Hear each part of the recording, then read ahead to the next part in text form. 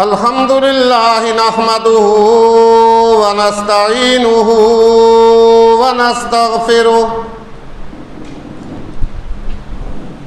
ونؤمن به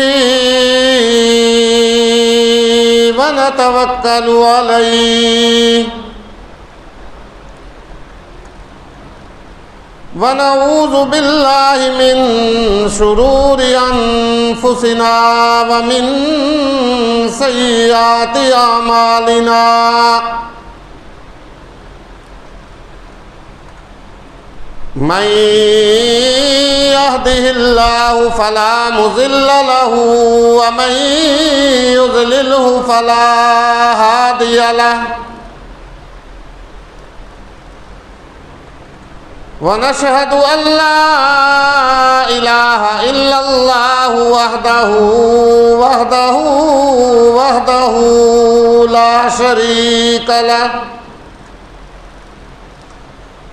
وحده لا شريك له ولا ضد له ولا ند له وحده لا شريك له ولا مثل له ولا مثال له ولا تمثيل له ونشهد أن سيدنا وسندنا وحبيبنا وحبيب ربنا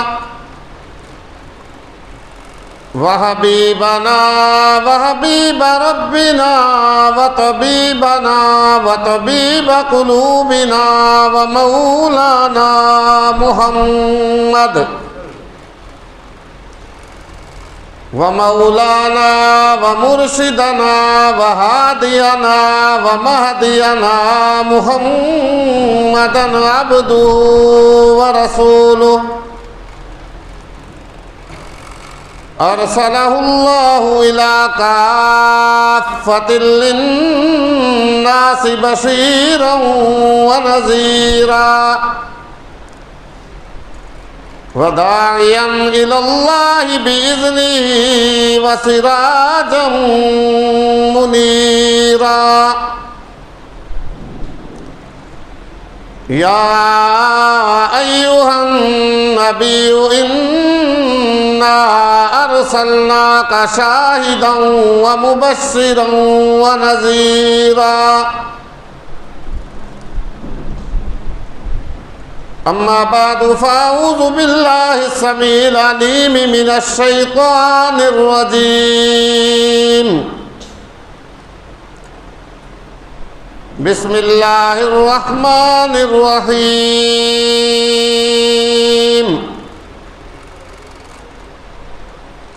هو الذي أرسل رسوله بالهدى ودين الحق ليظهره على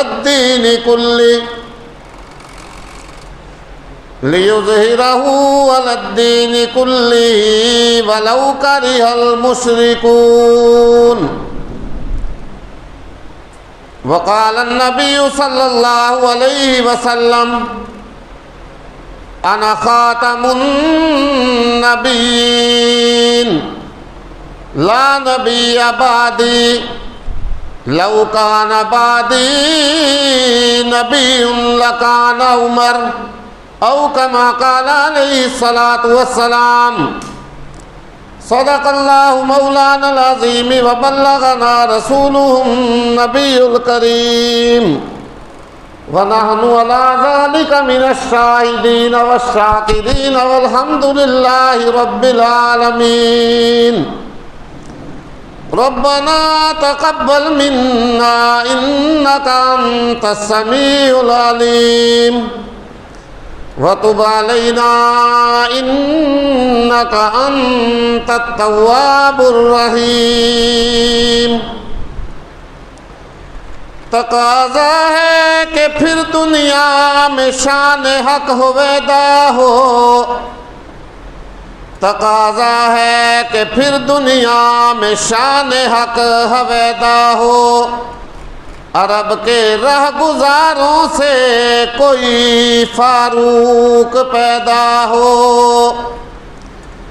نہ استحصال قیصر ہو نہ استبداد کسریٰ ہو، مساوات و عدالت کا زمانے بھر میں چرچا ہو، وہی برقے تجلی پھر افق پہ آشکارا ہو، اندھیرے دور ہو جائیں اجالا ہی اجالا ہو، بڑا غوغا ہے پھر کسرے جہاں میں اہل باطل کا، کوئی فاروق اٹھے تو حق کا بول بالا ہو۔ شوق اور محبت سے درود پاک پڑھ لیں۔ اللہم صلی علی محمد وعلی آل محمد کما صلیت علی ابراہیم وعلی آل ابراہیم انکا حمید مجید۔ اللہم بارک علی محمد وعلی آل محمد کما بارکت علی ابراہیم وعلی آل ابراہیم انکا حمید مجید۔ هو الحبیب الذی ترجى شفاعته لكل هول من الاحوال مقتحم، یا رب صل وسلم دائما ابدا علی حبیبک خیر الخلق کلہم، سبحانک لا علم لنا الا ما علمتنا انک انت العلیم الحکیم۔ رب اشرح لی صدری ویسر لی امری واحلل عقدۃ من لسانی یفقہوا قولی۔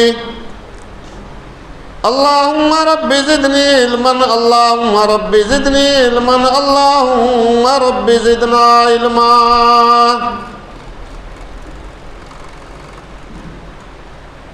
گرامی قدر، صدر وقار، انتہائی واجب الاحترام بزرگوں، دوستوں، عزیز بچوں،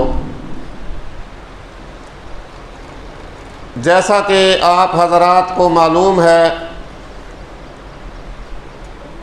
ماہ محرم الحرام کی آمد ہے۔ اسلامی تاریخ کے حوالے سے یہ سال کا پہلا مہینہ ہوتا ہے۔ جس طرح انگریزی تاریخ کے حساب سے جنوری سال کا پہلا مہینہ ہوتا ہے، اسی طرح محرم الحرام جو ہے یہ سال کا پہلا مہینہ ہوتا ہے۔ گویا کہ ایک دو دن کے بعد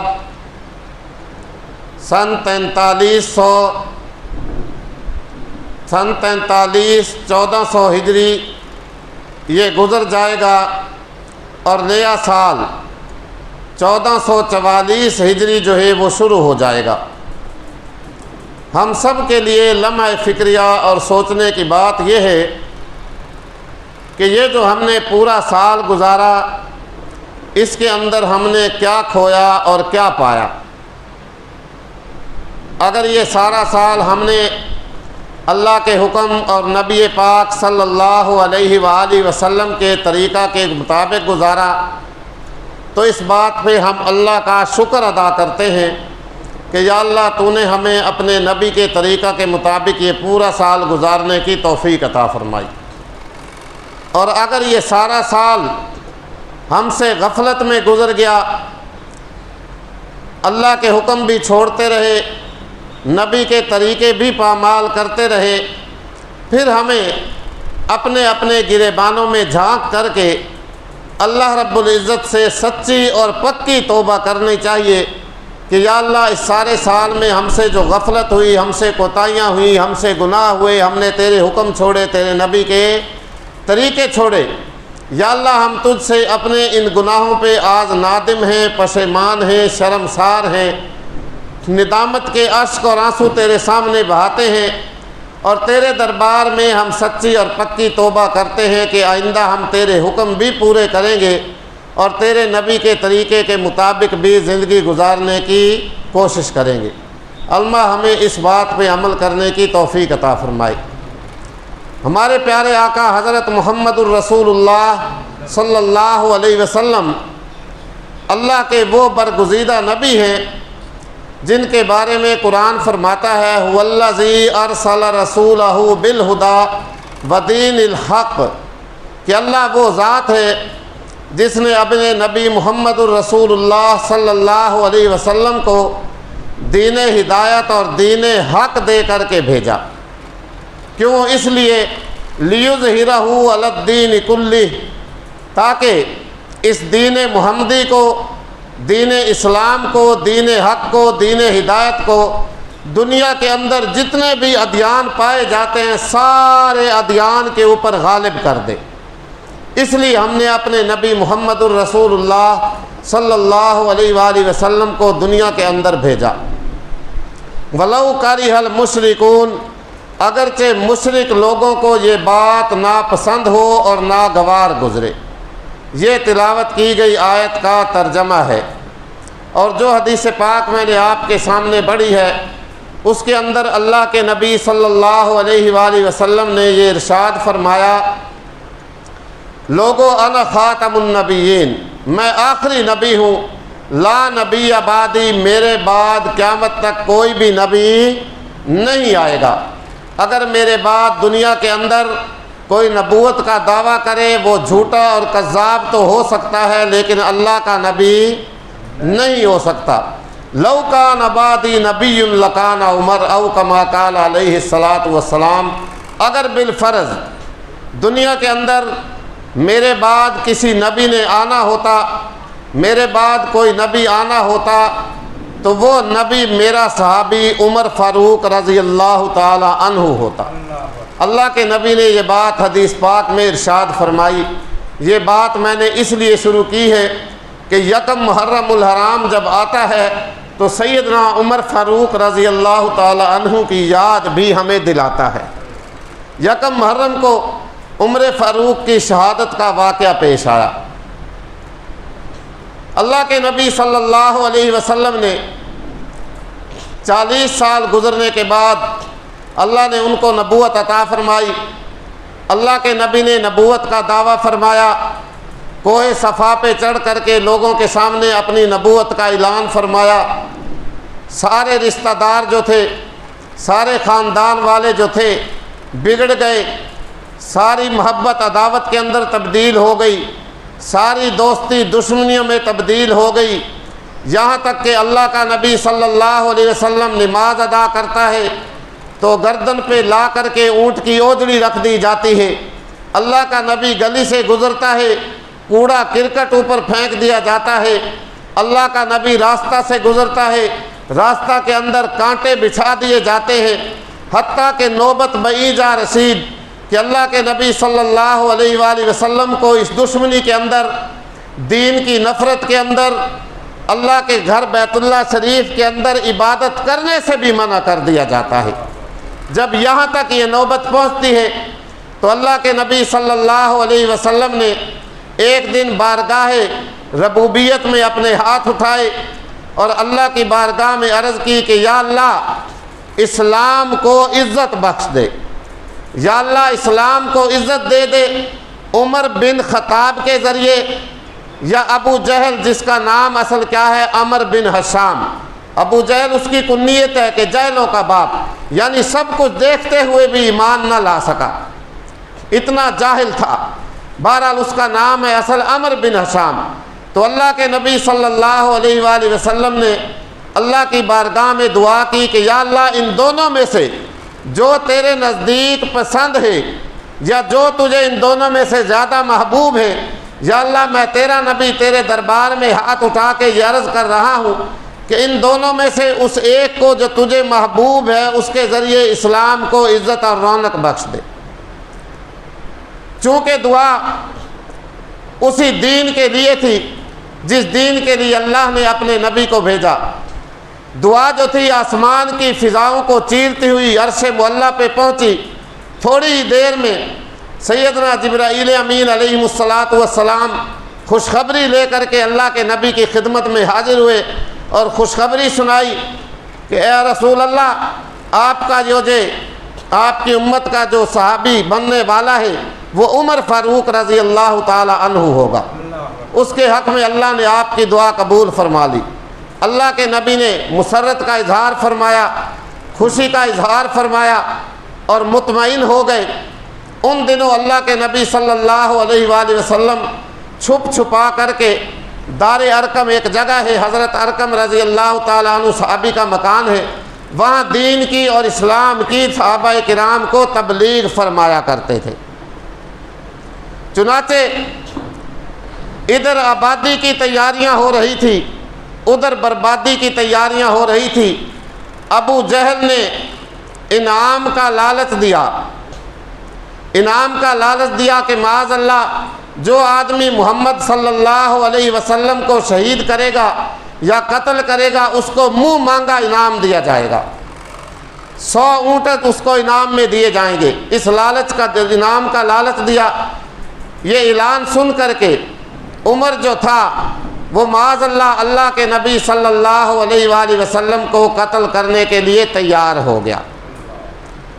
تلوار نیام میں سے نکالی، تلوار لی، نیام میں سے نکال کر کے غصہ میں آگ بگولا ہو کر کے گلیاں گزرتا ہوا چلا جا رہا ہے، گلیاں پھلانگتا ہوا چلا جا رہا ہے، غصہ سے آگ بگولا ہے کہ آج جا کر کے میں اس محمد کا اور اس کے دین کا بالکل خاتمہ کر کے آؤں گا۔ ایک گلی سے عمر گزر رہا ہے، راستے کے اندر ایک صحابی ہیں حضرت نعیم رضی اللہ تعالی عنہ۔ چلتے چلتے ان صحابی رسول سے ملاقات ہوئی، انہوں نے دیکھا کہ عمر کے ہاتھ میں تلوار ہے اور غصہ سے دوڑتا ہوا بھاگتا ہوا چلا جا رہا ہے، بفرا ہوا جا رہا ہے۔ صحابی نے پوچھا عمر کہاں کا ارادہ ہے، آج کیسے تلوار ہاتھ میں لیے ہوئے جا رہے ہو؟ چنانچہ بات مختصر، عمر نے ساری بات جو تھی اس صحابی کے سامنے رکھی۔ وہ صحابی بڑے اطمینان سے کہنے لگے کہ عمر، جس مدرسہ کے، اللہ اکبر، جس سکول کے، جس یونیورسٹی کے چانسلر کو، جس مدرسہ کے محتمم کو، جس سکول کے ہیڈ ماسٹر کو تو قتل کرنے جا رہا ہے، اس مدرسہ کی برانچ تو جا تیری بہن فاطمہ کے گھر بھی کھلی ہوئی ہے۔ عمر کہنے لگا یہ کبھی بھی نہیں ہو سکتا۔ صحابی کہنے لگے عمر اگر تجھے میری بات پہ کوئی شک ہے تو جا کر کے تجربہ کر لے، اللہ کا کرنا ایسا ہوا، اللہ اکبر، خدا کا کرنا ایسا ہوا کہ عمر نے اللہ کے نبی کی طرف کا ارادہ ترک کیا اور بہن اور بہنوئی کے گھر کی طرف کا ارادہ کر لیا۔ تاریخ لکھتی ہے کہ عمر بن خطاب جب بہنوئی کے گھر کے دروازہ پہ پہنچے، اندر سے بہن اور بہنوئی کی تلاوت کرنے کی، قرآن مقدس پڑھنے کی آواز آ رہی تھی۔ اندر سے تلاوت کی آواز آئی، فرمایا طٰہٰ مَا أَنزَلْنَا عَلَيْكَ الْقُرْآنَ لِتَشْقَىٰ إِلَّا تَذْكِرَةً لِمَن يَخْشَىٰ۔ یہ تلاوت کی آواز کان کے اندر پڑی، اندر جھانک کر کے دیکھا، بہن کی گود کے اندر قرآن کا ایک صفحہ رکھا ہوا ہے اور بہن اس کی تلاوت کر رہی ہے۔ بہن اور بہنوئی نے جب عمر کو تلوار ہاتھ میں لیے غصہ میں بفرے ہوئے دیکھا، غصہ سے آگ بگولا دیکھا، تو قرآن کے ان اوراق کو چھپانا شروع کر دیا۔ عمر آ گیا، آواز کان کے اندر پڑ چکی تھی، بہن کے ساتھ ہاتھا پائی شروع کی، لڑائی شروع کی، مارنا شروع کیا اور کہنے لگا کہ دیکھ بہن، اس محمد کا دین ترک کر دے اگر تجھے اپنی جان کی ضرورت ہے۔ لیکن بہن نے کیا کہا، عمر مار سکتا ہے، جان جا سکتی ہے، بوٹیاں بوٹیاں کر سکتا ہے، ہڈیاں توڑ سکتا ہے، میری جان کے گوشت کا قیمہ بنا سکتا ہے، لیکن جس ماں فاطمہ کا دودھ تو نے پیا ہے اسی ماں فاطمہ کا دودھ میں نے پیا ہوا ہے۔ اب جب میں نے محمد الرسول اللہ کا کلمہ پڑھ لیا ہے تو میں اس دین سے کبھی بھی باز آنے والی نہیں ہوں، کبھی بھی اس دین سے پھرنے والی نہیں ہوں۔ بہن بولی عمر گر ہم کو تو ہی مار بھی ڈالے، شکنجوں میں کسے یا بوٹیاں کتوں سے نچوا لے، مگر ہم اپنے دین سے ہرگز پھر نہیں سکتی، بلندی معرفت کی مل گئی ہے گر نہیں سکتی۔ بہن بولی عمر جو تیری مرضی ہے چاہے کر لے، لیکن میں نے جو کلمہ محمد الرسول اللہ کا پڑھ لیا ہے میں اس کلمہ کے دین کو، اس کلمہ کو چھوڑنے والی نہیں ہوں، کبھی بھی چھوڑ کرنے کے لیے تیار نہیں ہوں۔ اللہ اکبر۔ عمر نے جب دیکھا کہ بہن تو باز نہیں آ رہی ہے، مار نہیں رہی ہے، بہنوئی چھڑوانے کے لیے آیا، اس کو بھی پیٹنا شروع کر دیا۔ لیکن کہنے والا کہتا ہے زباں سے نام حق، آنکھوں سے آنسو، منہ سے خون جاری، زباں سے نام حق، آنکھوں سے آنسو، منہ سے خون جاری، عمر پر اس نقصہ سے ایک ہیبت سی ہو گئی طاری۔ رحمت الہی جو ہوش کے اندر آئی، اللہ کی رحمت نے عمر کو اپنی آغوش کے اندر لے لیا، عمر کے دل پہ ایک ہیبت طاری ہو گئی، عمر کا دل پسیج گیا اور کہنے لگا کہ اچھا بہن ذرا مجھے بھی تو وہ ورقہ لا کر کے دکھاؤ تاکہ میں بھی اس کو دیکھوں کہ تم اس پہ کیا تلاوت کر رہی تھی، کیا پڑھ رہی تھی۔ اللہ اکبر۔ بہن کی جرت دیکھیے، کہنے لگی بھائی یہ کبھی بھی نہیں ہو سکتا، یہ اللہ کا قرآن ہے، کلام الہی ہے، تو کافر ہے، مشرک ہے، کافر مشرک نجس ہوتا ہے، پاک نہیں ہوتا ہے، اور اللہ کا قرآن لا یمسہ الا المطہرون، پاک لوگوں کے لیے آیا ہے، ناپاک لوگوں کے ہاتھ لگانے کے لیے نہیں آیا۔ جا پہلے غسل کر کے آ، وضو کر کے آ، پھر میں تجھے اللہ کا قرآن دکھاؤں گی، اللہ کا قرآن چھونے کی، ہاتھ لگانے کی اجازت دوں گی۔ بات مختصر، عمر کہنے لگا کہ چلو پھر مجھے بھی اس اپنے نبی کے پاس لے چلو، چلو مجھے بھی اس اپنے نبی کے پاس لے چلو۔ اللہ کے نبی صلی اللہ علیہ وآلہ وسلم، حضرت ارقم رضی اللہ تعالی عنہ ایک صحابی ہیں، ان کا مکان ہے جو آج بھی مکہ المکرمہ میں دار ارقم کے نام سے مشہور ہے، وہاں پہ بہن ساتھ ہے، بہنوئی ساتھ ہے، عمر نے تلوار ہاتھ میں لی ہوئی ہے، چلتے چلتے جا کر کے حضرت ارقم کے مکان پہ پہنچ گئے، صحابہ کرام بیٹھے ہوئے ہیں، اللہ کے نبی صلی اللہ علیہ وسلم کے چچا حضرت حمزہ رضی اللہ تعالی عنہ بھی وہیں پہ تشریف فرمائے۔ جب عمر کو تلیار نوام سے باہر لٹکائے ہوئے آتے ہوئے دیکھا، صحابہ کے اندر چیمگوئیاں شروع ہو گئی، ایک شور شروع ہو گیا۔ حضرت حمزہ نے پوچھا کیا بات ہے، یہ کیسا شور ہے؟ صحابہ نے بتایا کہ عمر جو ہے وہ سامنے آ گیا ہے، تلوار نیام سے باہر ہے، تلوار ہاتھ میں لے کر کے آ رہا ہے، شاید کسی غلط ارادہ سے، غلط نیت سے نہ آ رہا ہو۔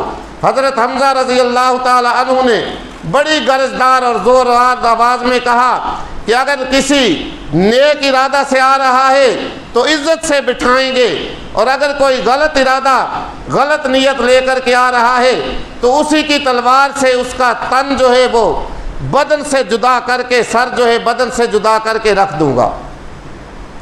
اللہ کے نبی صلی اللہ علیہ وآلہ وسلم نے اپنے چچا حضرت حمزہ کی زوردار گرجدار آواز جب سنی، پوچھا کیا بات ہے؟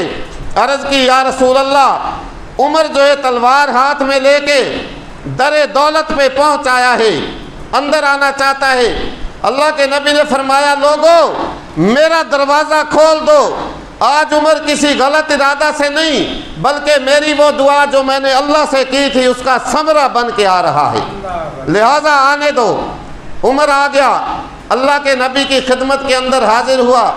اللہ کے نبی صلی اللہ علیہ وآلہ وسلم نے پوچھا عمر کیسے آئے ہو، کس ارادہ سے آئے ہو؟ اللہ اکبر، عمر بول کر کے کہتا ہے، تاریخ لکھتی ہے، کہنے لگا اے محمد، آیا تو قتل کرنے کے ارادے سے تھا، لیکن اب تو میں خود قتل ہو گیا ہوں، خود قتل ہو چکا ہوں۔ سودے کے لیے بازار گئے ہم، ہاتھ اس کے بکے جس کے خریدار گئے ہم۔ یا رسول اللہ مجھے کلمہ پڑھائیے اور مسلمان کیجئے۔ اللہ کے نبی صلی اللہ علیہ وسلم نے عمر بن خطاب کو کلمہ پڑھایا، عمر مسلمان ہو گیا۔ اللہ کے نبی نے نعرہ تکبیر لگایا، صحابہ نے اللہ اکبر کہا۔ جب تک یہ نعرہ تکبیر کی آواز قیامت تک ہمارے کانوں میں گونجتی رہے گی، اللہ کے نبی صلی اللہ علیہ وسلم کے سامنے عمر بن خطاب کی یاد تازہ ہوتی رہے گی۔ کلمہ پڑھ کے عمر مسلمان ہو گیا۔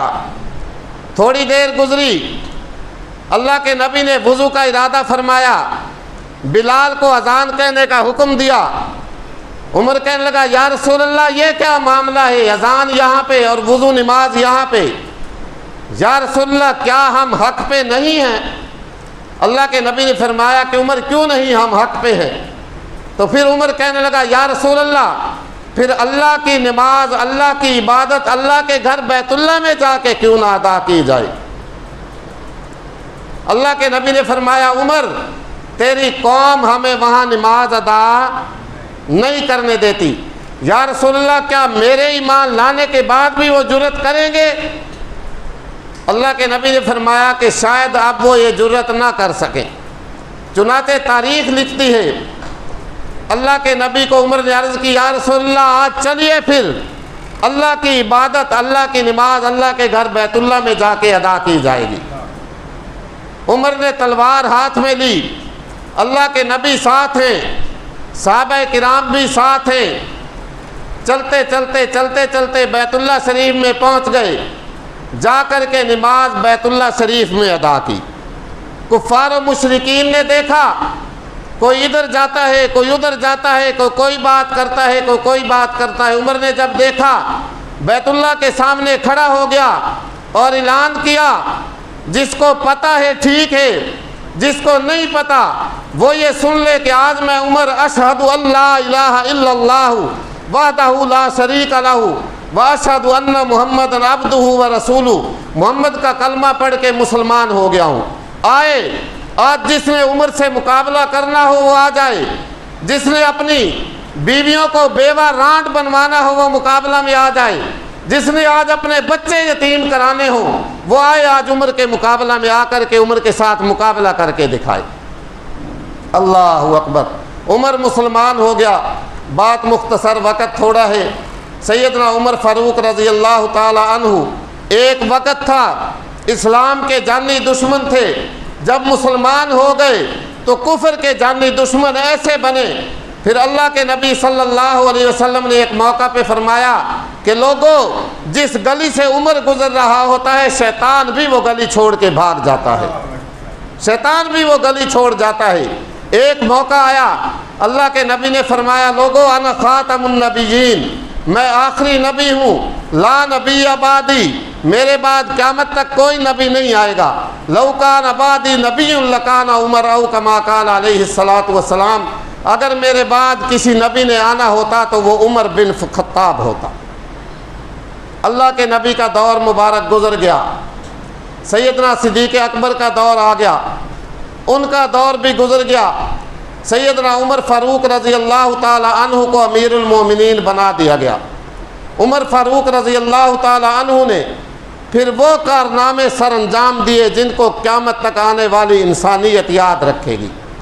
اللہ اکبر، فوج کا محکمہ قائم کیا، ڈاک خانہ کا محکمہ قائم کیا، CID کا محکمہ قائم کیا، یہ سن ہجری جاری کروایا، اور اسی طرح راتوں کو گلیوں کے اندر پہرا لگ دینا، رعایا کی دکھ تکلیفوں کو معلوم کرنا، یہ تو سیدنا عمر فاروق رضی اللہ تعالیٰ عنہ اپنا فرائض منصب میں سے ایک منصب سمجھا کرتے تھے۔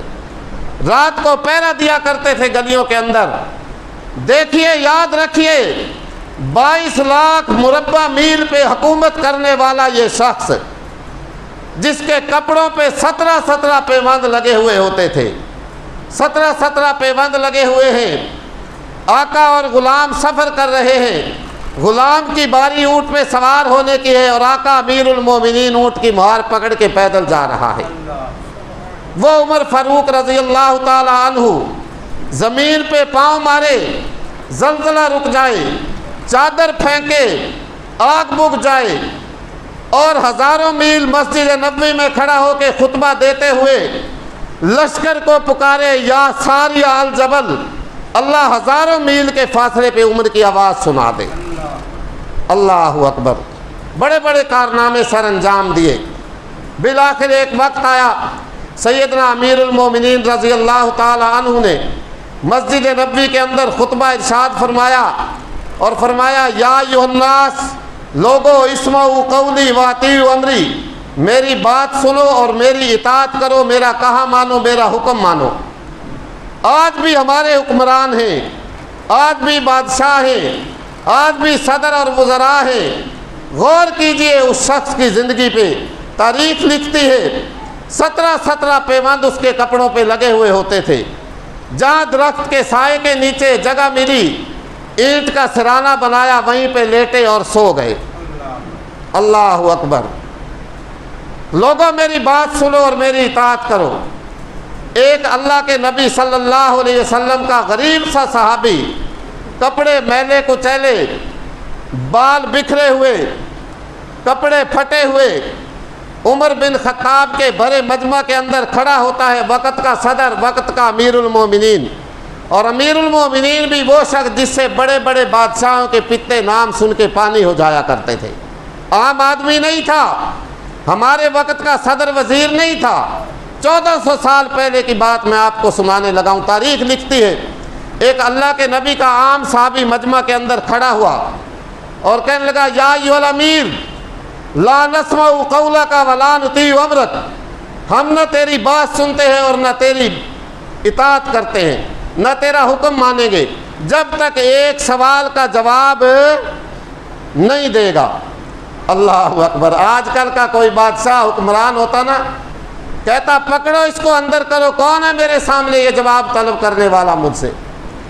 لیکن عمر بن خطاب رضی اللہ تعالی عنہ، وقت کا امیر المومنین، 22 لاکھ مربع میل پہ حکومت کرنے والا، کہنے لگا اچھا بولو، تمہاری بات سنی جائے گی اور جواب بھی دیا جائے گا۔ صحابی نے سوال کیا، کہنے لگا اے امیر المومنین، مجھے اس بات کا جواب دو کہ ایک چادر مال غنیمت میں سے آپ کے حصے میں آئی تھی، ایک چادر ہمارے حصے میں آئی تھی، چادر اتنی بڑی نہ تھی کہ جس سے یہ قمیض، یہ کرتا جو آپ نے پہنا ہوا ہے یہ تیار ہو جاتا، تو آپ کا یہ اس چادر کے اندر کرتا کیسے بن گیا؟ چادر تو بہت چھوٹی تھی، ہمارا تو کرتا قمیض اس سے تیار نہیں ہوا۔ یا تو آپ نے مال غنیمت میں سے 2 چادریں لی ہیں، یا پھر آپ نے بیت المال، حکومت کا جو مال ہے، ملک کا جو مال ہے، اس کے اندر خیانت کی ہے۔ اس بات کا مجھے جواب دو۔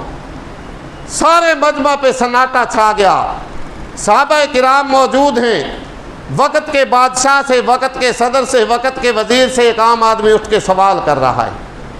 اللہ اکبر، کاش آج ہمارے حکمران بھی اسی طرح جواب دینے والے بن جائیں۔ وقت زیادہ ہو جائے گا، لمبی بات نہیں کرتا۔ حضرت عمر رضی اللہ تعالیٰ عنہ نے بڑی تحمل مزاجی سے، برداشت سے کام لیا۔ صحابہ غصہ سے آگ بگولا ہو رہے ہیں کہ یہ کون ہوتا ہے وقت کے امیر سے جواب طلب کرنے والا، جواب مانگنے والا۔ لیکن عمر بن خطاب رضی اللہ تعالیٰ عنہ نے فرمایا، سنو بھائی سنو، اس کی بات سنو، میں اس کی بات کا جواب دینا چاہتا ہوں۔ فرمایا کہاں ہے وہ عبداللہ میرا بیٹا، کھڑا ہو اور اس کے سوال کا جواب دے۔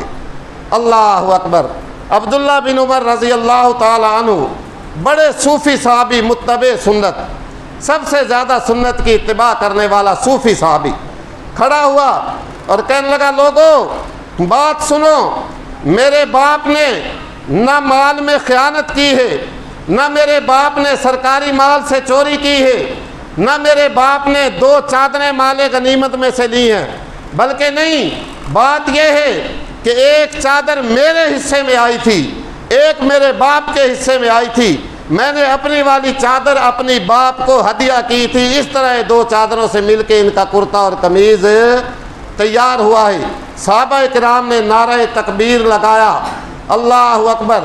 وہ صحابی کہنے لگا یا ایھا الامیر، اے امیر المومنین، حکم کیجئے ہم آپ کی اطاعت کریں گے، بات کیجئے ہم آپ کی بات مانیں گے، اور خدا کی قسم میں اللہ سے دعا کرتا ہوں کہ اللہ میری زندگی بھی آپ کو لگا دے، اور اگر میں بالفرض آپ سے پہلے دنیا سے رخصت ہو گیا، دنیا سے چلا گیا، تو اللہ کے نبی صلی اللہ علیہ وسلم کی خدمت میں جا کے عرض کروں گا یا رسول اللہ، میں آپ کے صحابی عمر بن فاروق کو پورا عدل و انصاف کرتا ہوا دیکھ کے آیا ہوں۔ 22 لاکھ مربع میل پہ حکومت کرنے والا، اپنے تو کیا غیر بھی امیر المومنین کی عمارت اور عدالت کا اقرار کر کے گئے ہیں۔ انگریز مورخ ایورڈ کپتن اپنی کتاب کے اندر لکھتا ہے کہ اگر عمر 10 سال اور زندہ رہ جاتا تو پوری دنیا میں اسلامی پرچم لہرا جاتا۔ بہرحال 1 محرم الحرام سیدنا عمر فاروق رضی اللہ تعالیٰ عنہ کی شہادت کا دن ہے، یوم شہادت ہے۔ اللہ تعالیٰ ہمیں بھی ان کے نقش قدم پہ چلنے کی توفیق عطا فرمائے۔ وآخر دعوانا الحمدللہ رب العالمین۔